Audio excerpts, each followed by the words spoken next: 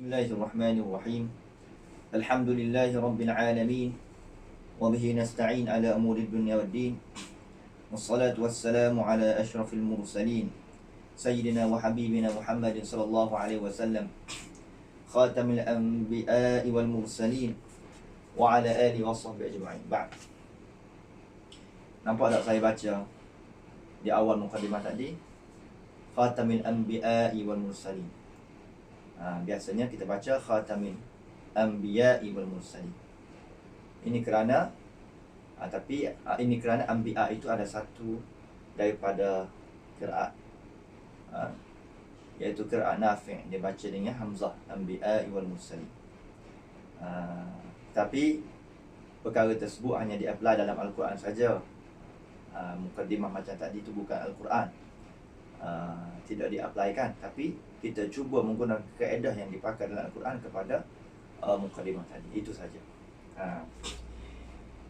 Kali ini kita akan bicarakan tentang formula mudah belajar ilmu qiraat 7. Formula yang kedua.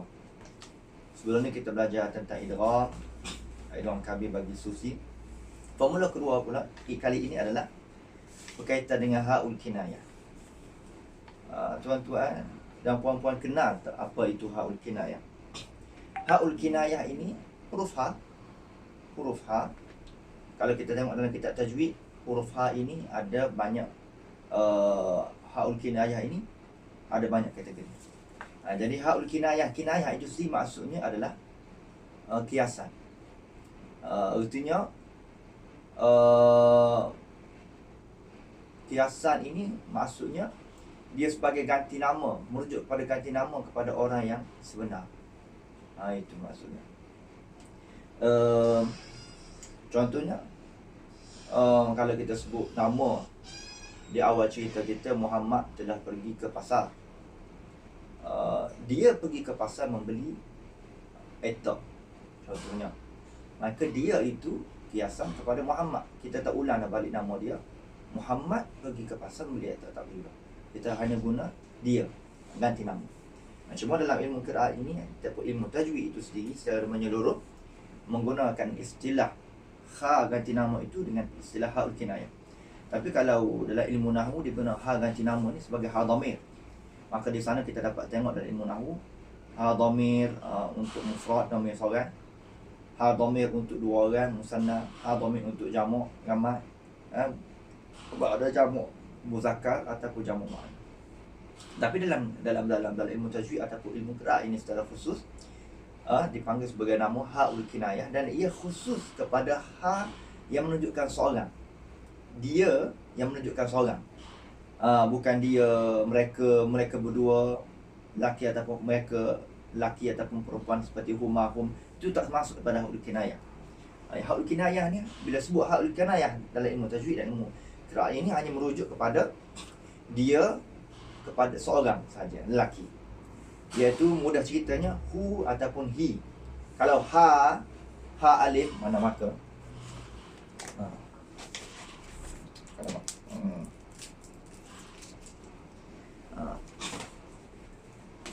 Kalau ha alif, ini ha dhamir muannas, tetapi dia bukan ha'ul kinayah sebab dia ada macam ni. Jadi ha'ul kinayah ni hanya hu ataupun he saja.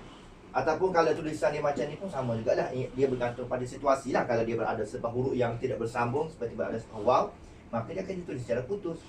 Kalau dia berada sebuah huruf yang bersambung seperti ta ke, maka dia tulis secara bersambung macam tu. Yang pentingnya dia hu ataupun he. Kalau ha tak jadi. Kalau hum tak jadi sebab dia sambung dengan mim jamak dah. Okey. Habis cerita pengenalan tentang ha'ul kinayah. Apa yang formula qiraat ni dalam ha'ul kinayah? Formula qiraatnya adalah Ibnu Katsir. Ibnu Katsir imam yang kedua daripada 10 qiraat. Nafi', Ibnu Katsir, Abu Am, Ibnu Amir, Asim, Hamzah, Kisai, Abu Ja'far, Hamzah, Kisai, Abu Ja'far, Ya'qub, Khalaful Ashir, kan? Jadi kita sebut tadi, Ibnu Katsir adalah imam yang kedua, imam Makki. Ibnu Katsir ni, maka dia meriwayatkan bacaan dengan ha'ul kinayah itu dibaca dengan silah Dikala orang yang tidak silah. Bila tu dibaca dengan silah itu? Bila dia dibaca dengan silah itu? Maka kita sapu dulu benda ni.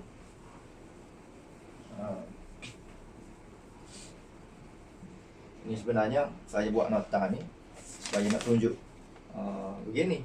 Tapi dah sempat beli papan putih tadi.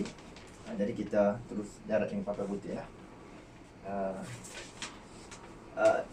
Ibnu Katsir tadi dia baca dengan silah ha'ul kinayah apabila ha tadi berada sebelum daripada huruf yang berbaris dan sebelum pada dia tu huruf mati.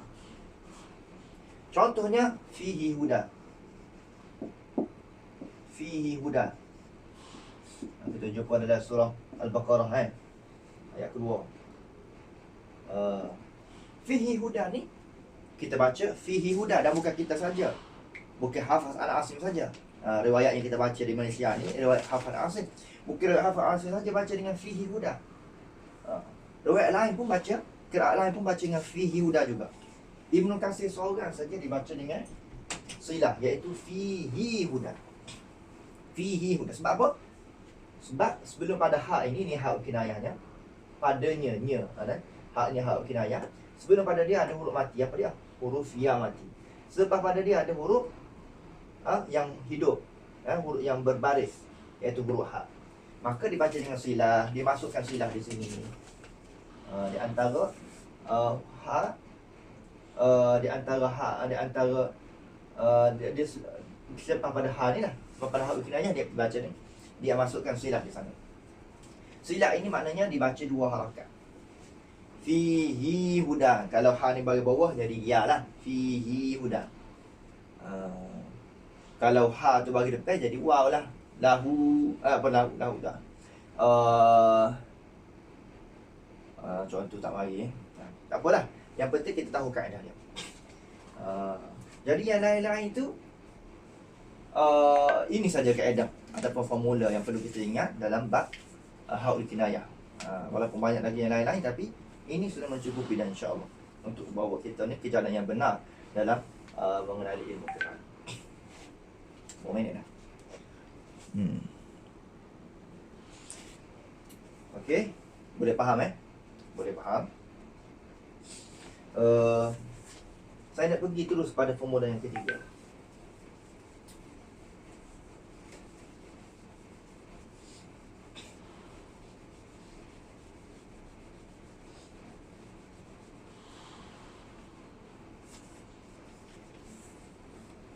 Formula yang ketiganya adalah berkaitan dengan makmum fasil.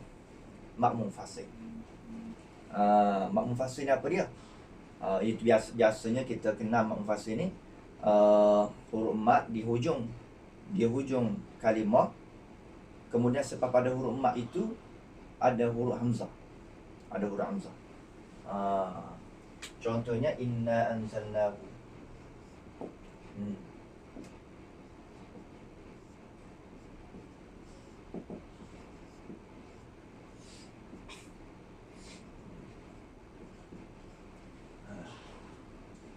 Di sini pun temu pula lah. Kaedah tadi hak kinayah. Fi cuba kita terapkan. Okey. Inna anzalnahu. Di sini makmum fasil banyak. Sebab huruf mak ini iaitu huruf alif. Apa dia huruf mak? Huruf alif, waw, ya. Waw mati, ya mati. Alif tentulah mati, kan? Tidak ada alif yang hidup. Semua alif mati. Jadi huruf mat ini berada di hujung kalimah inna. Ini satu kalimah. Kemudian dia bertemu dengan hamzah dalam kalimah yang seterusnya, kalimah yang berlainan. Hamzah ini berada di awal kalimah kedua. Cuma kadang-kadang orang yang tak tahu bahasa Arab, kadang-kadang dia terkeliru juga. Dia tak tahu adakah pertemuan di antara huruf mat dengan hamzah itu di hujung hamzah yang huruf mat ini berada di hujung kalimah ke, ataupun huruf mat itu berada di tengah kalimah. Kadang-kadang dia tak dapat jam, tak dapat teka, ataupun dia silap teka. Maka cara mudah yang kita nak kenal melalui tulisan kita nak kenal, iaitu Cara mudah kita nak kenal balik tulisan adalah macam ni. Sekiranya kita tengok huruf mat, alif, waw ataupun ya tadi, dan tentulah kalau dalam Quran dia akan tulis tanda mat lah, tanda mat macam tu. Selepas pada dia ada huruf hamzah yang ditulis di atas rumah, sama ada dia macam ni ataupun ditulis macam ni. Mana ditulis bersama rumah. Kalau kata di atas yang ni tak, mana tulis bersama rumah. Rumah ni maknanya hamzah tu asal hamzah seorang. Tapi bila dia bersama dengan alif, artinya hamzah itu berumah. Ada rumah, iaitu rumah alif, rumah waw, rumah ya. Okay. Jadi kalau hamzah itu ditulis di atas ataupun di bawah rumah alif, macam ni ataupun macam ni, ataupun hamzah itu ditulis tanpa rumah, sorang-sorang, tanpa rumah kan, sorang-sorang, tetapi lepas dia tu ada alif. Mana pertama sekali syaratnya kita tengok ada huruf mat di sini. Kemudian lepas pada dia ada hamzah yang ditulis bersama rumah alif. Bukan bersama rumah sahaja, bersama rumah alif. Macam ni, a, u ataupun i macam ni. Ataupun hamzah ditulis berseorangan macam ni, tetapi lepas dia ada alif. Maka ketahuilah ini adalah mat munfasil. Mat munfasil. Saya tak mahu pergi detail tentang perincian mat munfasil, apa maksud munfasil begitu mendalam tentang munfasil itu kita bicara ke dalam ilmu tajwid. Pengajian qiraat ini, dan pengajian qiraat, orang yang belajar ilmu qiraat ini bererti orang itu sudah mahir ataupun separa mahir dalam ilmu tajwid. Okey. Cuma ni kita highlightkan sedikit pengenalan balik tentang mat munfasil. Okey, kalau selain pada tu, ini sahaja cara nak kenal mat munfasil. Andai kata kita bertemu, nak bagi contoh yang senang nampak. Kadang-kadang kita nampak lepas pada huruf mat ni ada hamzah itu berada atas waw, ataupun hamzah itu berada macam ni, atas ya macam ni. Tak, ataupun hamzah itu berada berseorangan lepas pada dia tidak ada alif. Lepas pada dia tidak ada alif. Maka kalau kita dapati macam ni, huruf mat bertemu dengan hamzah-hamzah yang begini keadaannya, maka ia dipanggil mat muttasil. Ketahuilah yang jadi macam ni mat muttasil. Mat muttasil hukumnya akan datang, formula akan datang. Mat muttasil. Okey, apabila tuan-tuan dan puan-puan mengenali apa itu mat munfasil, apa itu mat munfasil, maka formula ataupun perkara yang perlu dihafal untuk pandai ilmu qiraat ini ada 4 perkara. 4 perkara ini adalah 4 jenis harakat lah. 4 jenis harakat. Harakat pertama, orang-orang ataupun qura' ataupun imam-imam qiraat yang menakalkan bacaan 2 harakat sahaja. Yang kedua, imam-imam qiraat yang menakalkan bacaan 2 harakat atau 4 harakat. Mana orang dipanggil dengan istilah 2 wajah. Dipanggil dengan istilah 2 wajah. Yang ketiga, imam qiraat yang menakalkan bacaan 6 harakat sahaja. Dan yang keempat, imam qiraat yang menakalkan bacaan 4 harakat sahaja. Okey, 4 harakat sahaja. Okey, kita buat macam ni nak nampak. Buat kat bahasa Melayu lah dong. Apa nama ni? Yang 4 harakat sahaja. 2 harakat sahaja. 2 harakat sahaja. Siapa dia? Iaitu Ibnu Katsir. Mana kena ingat lah ni. Dan juga As-Susi. Yang baca dengan 2 ataupun 4 harakat, yang ini dipanggil 2 wajah. 2 wajah, pasal 2 atau 4. Bukan 2 4 tu sekaligus. 2 ataupun 4 yang ini siapa dia? Qalun dan juga Ad-Duri.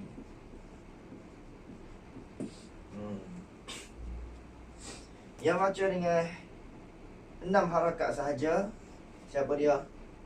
Iaitu Warsh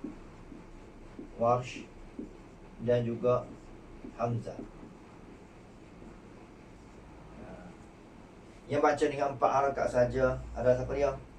Baqun, al-baqun. Al-baqun ni bahasa Arab. Maksudnya baki imam. Baki imam, yang lain-lain. Kalau kita belajar 7 qiraat kan, mana 7 lah. Katalah ya, sekarang ni yang ada namanya yang ini. Jadi baki al-baqun ni siapa dia? Ya. Dalam Nafi' tu ada Warah, ada Qalun. Warah ada di sini, ada Qalun dah. Dalam Ibnu Katsir ada di sini. Abu Am ada 2, Duri dengan Susi. Jadi Susi dah disebut di sini 2 sahaja, Duri 2 wajah. Ibnu Amir ada sebut sini, tak ada. Maka Ibnu Amir masuk dalam Baqun. Asim ada sebut di sini, tak ada. Maka Asim masuk dalam Baqun. Allah Muhammad. Hamzah ada sebut sini, ada sini. Bacaan harakat saja. Al-Kisai ada sebut kat sini, tak ada. Maka masuk dalam Baqun. Itu 7 qiraat. Kalau 10, Abu Ja'far masuk dalam yang ini, Yaqub masuk dalam ni. Macam itulah. Kalau Fu'ashi masuk dalam ni. Itu 10. Kita tak mau cerita tentang 10, kita nak cerita 7 saja. Jadi rasa cukup saja setakat tu. Yang ini benda yang penting pada salin ya. Benda yang penting untuk kena ingat, anda semua ingat tentang makmum fasil ini. Jadi bila kita baca nanti Quran, qiraat nanti dalam siri-siri yang berikutnya, mudahlah untuk bergerak bersama dengan saya. Wallahu ta'ala a'lam.